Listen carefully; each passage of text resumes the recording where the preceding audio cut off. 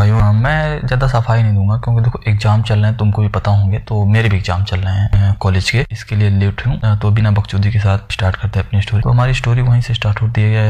Anrich battlefield में पड़े दर्द से चिल्ला रहा होता है क्योंकि उसको बहुत ज़्यादा क्रिटिकल डैमेज पड़ा होता है उस फ्रॉगमैन के द्वारा। तभी वो फ्रॉगमैन बोलता है कि मैंने तुम्हारे पर इतना इन्वेस्ट करा लेकिन तुम किसी काम के नहीं निकले, तुम मरे भी तो ऐसे बंदे के हाथों जो कि इतना कमजोर हो। लेकिन हमारा एनरिक उसे घूर रहा होता है लेकिन उसे कुछ फर्क नहीं पड़ रहा होता है। तभी फ्रॉगमैन उसे मरने के लिए बोलकर अपना कुल्हाड़ी उठाकर एनरिक के ऊपर चला देता है। एनरिक को मारने ही वाला होता है कि तभी उसके बीच में रेम आ जाता है, अपने कुल्हाड़े से उसके वार को डिफ्लेक्ट कर देता है और साथ ही साथ अपना एक लीथल वार भी कर देता है उसके ऊपर। लेकिन उसके इतने क्रिटिकल वार को रोकते हुए हमारा फ्रॉगमैन बोलता है कि क्या तुम्हारे अंदर दम नहीं है, क्या तुम बस इतना ही कुछ कर सकते हो। और तभी हमारा फ्रॉगमैन उसके ऊपर हमले कर देता है जो कि एनरिक को संभालने में बड़े ही कष्ट हो रहे होते हैं। तभी हमारा एक सोल्जर को दिखाया जाता है जो कि अपने भाले की मदद से हमारे एनरिक की छाती में चीरने वाला होता है। लेकिन तभी हमारे एनरिक की स्क्वाड मेंबर आ जाता है जो कि उसका सर धड़ से ही अलग कर देता है। और इधर हमारा रेम और फ्रॉगमैन एक दूसरे को पास कर जाते हैं क्योंकि वे एक दूसरे के सामने आकर खड़े हो जाते हैं एक दूसरे को मारने के लिए। तभी हमारा रेम बताता है कि अगर तुम्हें मेरे स्क्वाड कमांडर का सर चाहिए तो तुम्हें मेरी परमिशन चाहिए होगी, ऐसे तो तुम मेरे स्क्वाड कमांडर को नहीं मार पाओगे। तभी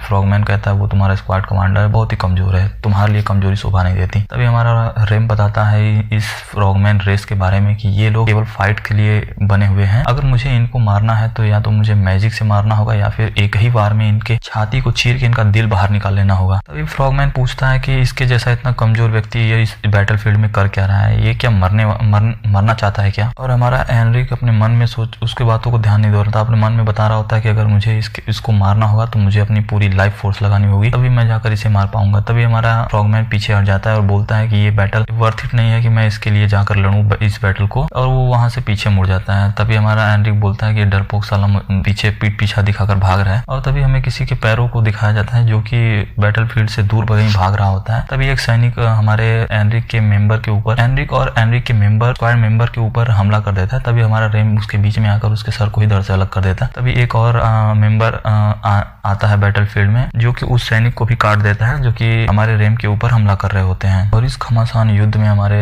रेम के स्क्वाड मेंबर्स को दिखाया जाता है जो कि बैटलफील्ड में एक सैनिक को चीर देते हैं, फाड़ देते हैं, बीच में से ही उनको आधे आधे कर देते हैं। और हमारे एनरिक के स्क्वाड मेंबर्स उसे घेर कर चारों तरफ से खड़े हो जाते हैं उसकी रक्षा करने के लिए। तभी हमारा एनरिक की आंखें भी धीरे धीरे नम हो रही होती हैं। तभी हमारे आर्मी जनरल की तरफ से आदेश आता है कि सभी सेनाएं पीछे हट जाओ। और ये आदेश सुनते ही इधर एनरिक की आंखें बंद हो जाती हैं और इधर सारे सैनिक एक दूसरे से इधर बोल रहे होते हैं कि चलो चलो पीछे हट चलो। तभी हमारे एनरिक के अनकॉन्शियसनेस को दिखाया जाता है और तभी इस मिस्टीरियस एंटिटी उसे बोलती है कि तुम सरवाइव करने में कामयाब रहे लेकिन किस कीमत पर, इतना कुछ खोन देने के बाद तुम इसके यहाँ तक आ गए, लेकिन तुम्हारी किस्मत में यही लिखा है कि तुम हार मान जाओ, तुम्हारी किस्मत में यही है कि तुम्हारे पास सामने एक और दीवार आकर खड़ी हो जाएगी, तुम अपने किस्मत से जीत नहीं पाओगे। एनरिक तुम एक काम क्यों नहीं करते कि तुम मेरे साथ आ जाओ, इस दीवार को तुम कभी गिरा ही नहीं पाओगे। तभी हमारा एनरिक बोलता है कि चाहे मेरे सामने कितनी भी बड़ी समस्याएं बाधाएं आ जाए मैं उसे ओवरकम करके दिखाऊंगा। तभी हमारा मिस्टीरियस पर्सन बोलता है कि तुम कुछ नहीं कर पाओगे,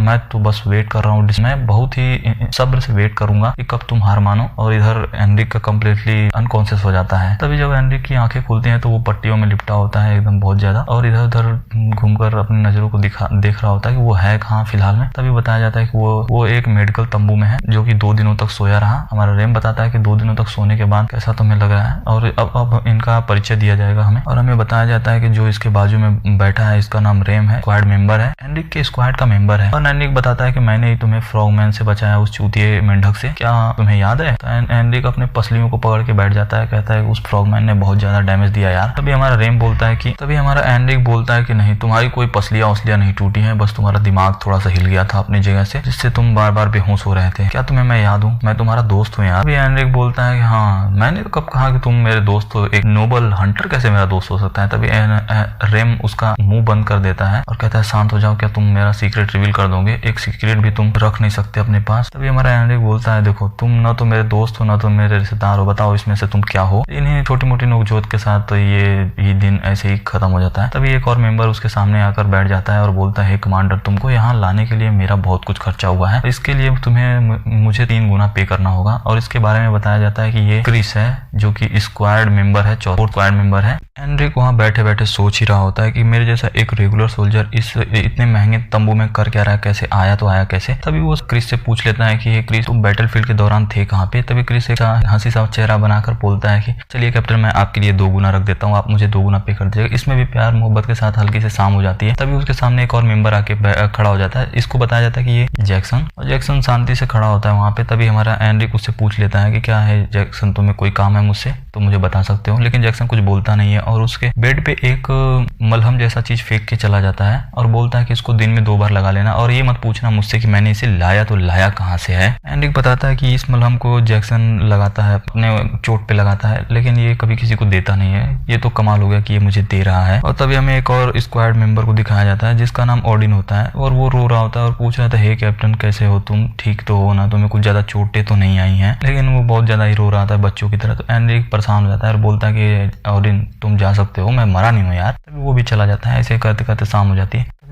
तभी हमें एनरिक बताता है कि ये लोग बहुत अच्छे हैं और इन्होंने इसका शिफ्ट ले लिया है क्योंकि ये जल्दी ठीक हो जाए, इसके कारण इसका शिफ्ट इन्होंने ले लिया है। और एनरिक बताता है ये लोग मेरे बहुत ज्यादा चिंता कर रहे हैं शायद। तभी एक और मेंबर आ जाता है सेब खाते खाते और पूछता है, कैप्टन तुम इस तंबू में कर क्या रहे हो, कहीं तुम काम चोरी तो नहीं कर रहे हो। एनरिक हमें बताता है इसका नाम रैगना है, ये भी मेरा ही मेंबर है। लेकिन बोलता है कि साथ ही में कि ये कोई चिंता विंता नहीं करता, साला बस खाली अपना सेब का ही खाने का चिंता करता है, रास्कल चूतिया। तभी हमें बताता है एनरिक की सुबह हो जाती है और उसी के साथ साथ बताता है कि मेरे इस टेंट में मैं ही नहीं 2 और सोल्जर हैं साथ ही साथ। और बताता है कि एक और पलटन कमांडर है जो कि दूसरी कंपनी का है, जो कि फाइट लेते लेते घायल हो गया होता है। तभी वो बोलता है, चूतिया मेरे तरफ ऐसे मत देख। हमें एक और मेंबर को बताता है कि ये भी एक घायल ही सोल्जर था, लेकिन ये इतना शांत रहता है कि बस आसमान में ही बस घूरते रहता है शांति से बैठे बैठे। एनरिक अपने मन में सोचता है या फिर ये भी हो सकता है कि ये बहुत लो रैंक का सोल्जर है इसीलिए ये शांत बैठा है। तभी वो एनरिक किसी को अपनी तरफ आते हुए देखकर ये लोग सारे लोग उसी की तरफ देखने लगते हैं। उनके तंबू में एक लड़की आती है जिसके कान एक एल्फ की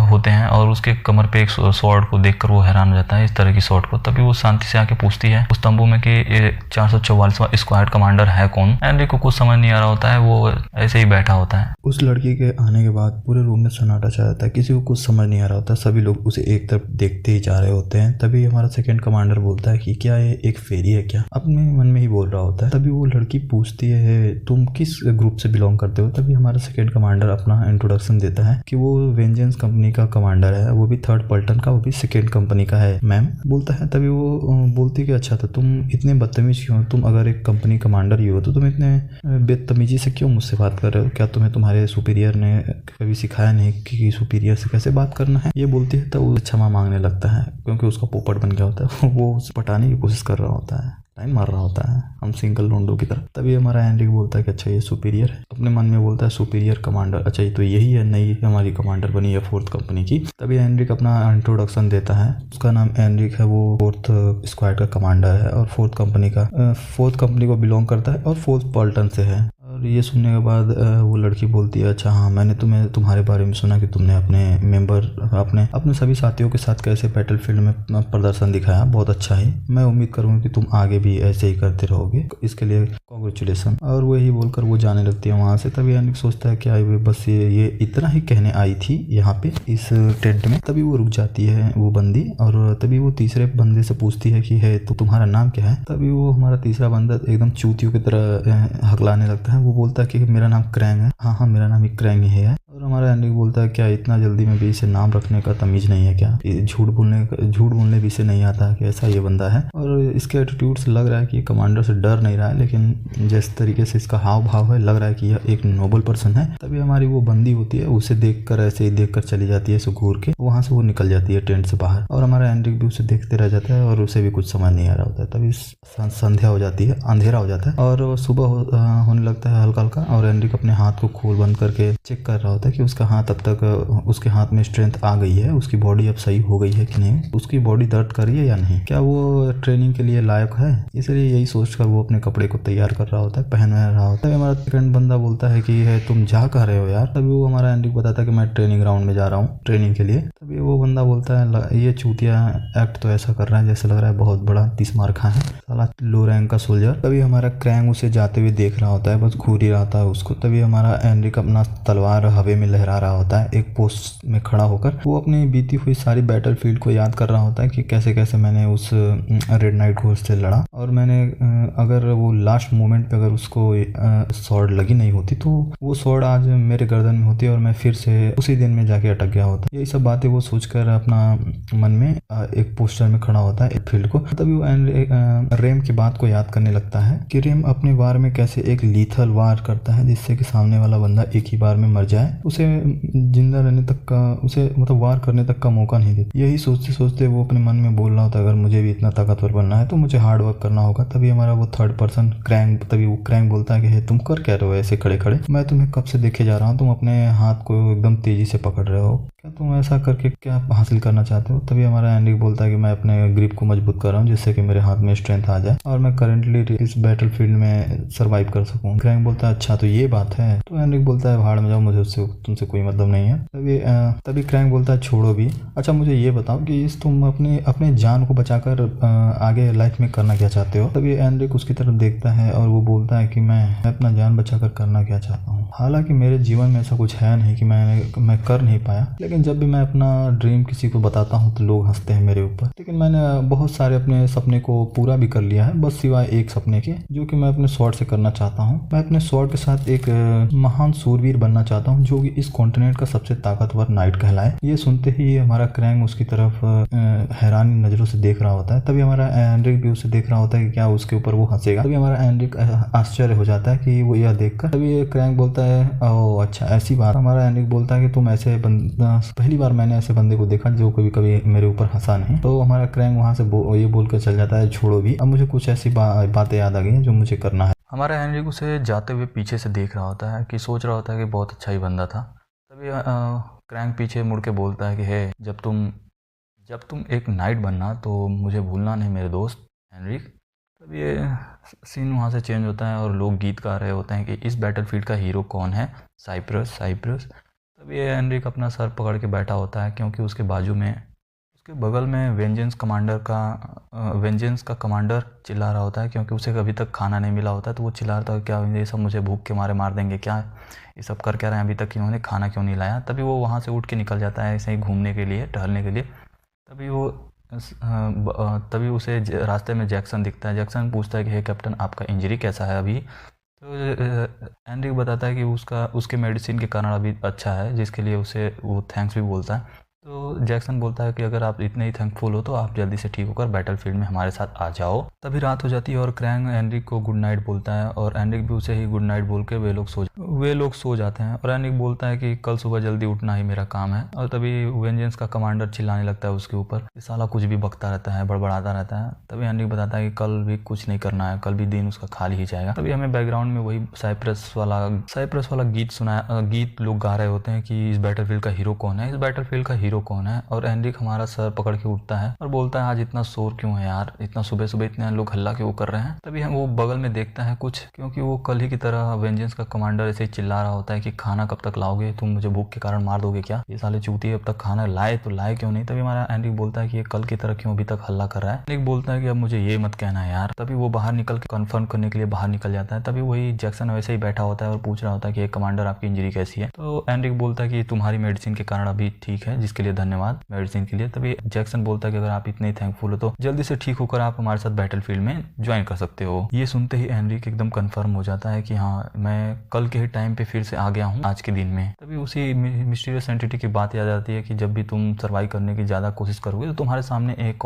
और बाधा आकर खड़ी हो जाएगी जिसे तुम ओवरकम नहीं कर पाओगे। तभी उसको बाधा दिखाई जाती है कि वो इसके सामने एक और दीवार आके खड़ी हो जाती है और मिस्टीरियस एंटिटी बोलती है कि तुम कब तक ही इसे तोड़ पाओगे। तभी एंड्रिक बोलता है कि ये डिटरमाइंड, ये तो मुझे और ही चैलेंजिंग बनाती है जिससे कि मैं और ताकतवर बनूंगा। और तभी उसी की तरह सेम डे की तरह ही रात होती है और एनरिक सोच रहा होता है कि मैं सोते सोते ही मार दिया गया। ये आश्चर्य की बात है क्योंकि हमारे डिफेंस को तोड़ना किसी असैसिनेशन की बात नहीं है। अगर इसे तोड़ना है तो एक नाइट की जरूरत पड़ेगी या फिर ऐसा असैसिनेशन जो कि ऑलरेडी डिफेंस के अंदर हो, तभी हमें मारा जा सकता है। या फिर उसे हमारे लोकेशन के बारे में पता हो, मेडिकल ब्रैक के बारे में पता हो, या फिर कोई अपना ही बंदा हो जो कि उनका मदद कर रहा हो इस असैसिनेशन के फील्ड में। तभी उसके दिमाग में उस बंदी की इमेज ट्रिगर होती है कि आज सुबह सुबह वही आई थी। क्या ऐसा हो सकता है कि वो फेरी हो सकती है इस असैसिनेशन के पीछे? तभी हमें फेरी को दिखाया जाता है जो कि चांदनी रात में कहीं तो उड़ के जा रही होती है और वही कल की बातें वो याद कर रहा होता है कि कैसे वो आई और बस खाली ऐसे ही हालचाल करा और वो निकल गई। और वो बार बार बाहर भी देख रहा होता है कि पर्दे की तरफ भी देख रहा होता है कि कब असैसिनेशन आए और वो उससे असैसिन को मार सके हमारा एनरिक। लेकिन ऐसा कुछ होता नहीं है जब तक कि उसे एहसास होता कि कोई तो उसके सामने से गुजर चुका है, उसके गर्दन में एक पॉइजन नीडल लग चुका होता है हमारे एनरिक के ऊपर। एनरिक बताता है कि असैसिन आया और पॉइजन करके चला भी गया, मुझे पता ही नहीं चला। और वो ऐसे ही बिना पानी के फड़फड़ाते हुए, जैसे मछलियां फड़फड़ाती हैं, फड़फड़ाते हुए वो नीचे गिर जाता है और उसका बॉडी और आवाज काम नहीं कर रहा होता क्योंकि वो बताता है कि ये निम्बस पॉइजन है, बहुत ही घातक पॉइजन है जिससे कि मैं मूव करना तक की हालत में नहीं हूँ। तभी एनरिक वेंजेंस कमांडर की तरफ देखता है, लेकिन तब तक वेंजेंस का कमांडर मर चुका होता है और वो क्रैंक को आवाज देने की कोशिश कर रहा होता है, लेकिन उसकी बॉडी साथ नहीं दे रही होती है क्योंकि उस पॉइजन के कारण उसकी आवाज ही नहीं निकल रही होती है। तभी वो असैसिन अपना तलवार उठाकर क्रैंक की छाती में डाल देता है जिससे कि क्रैंक वहीं ऑन द स्पॉट मर जाता है। और ये देखकर अपने दोस्त को आंखों के सामने मरता हुआ देखकर एनरिक बहुत दिल मिला रहा होता है कि वो कब उठकर उस असैसिन को मार दे। लेकिन तभी एक पर्दा फटता है जो कि उसके सामने एक दूसरा बंदा आता है और वो बोलता है कि क्या तुमने उसे खत्म कर दिया? तभी उसके स्वॉर्ड और उसके कानों को देखकर वो समझ जाता है कि ये है कौन। वो होती है कंपनी लीडर और वो कंफर्म हो जाता है कि ये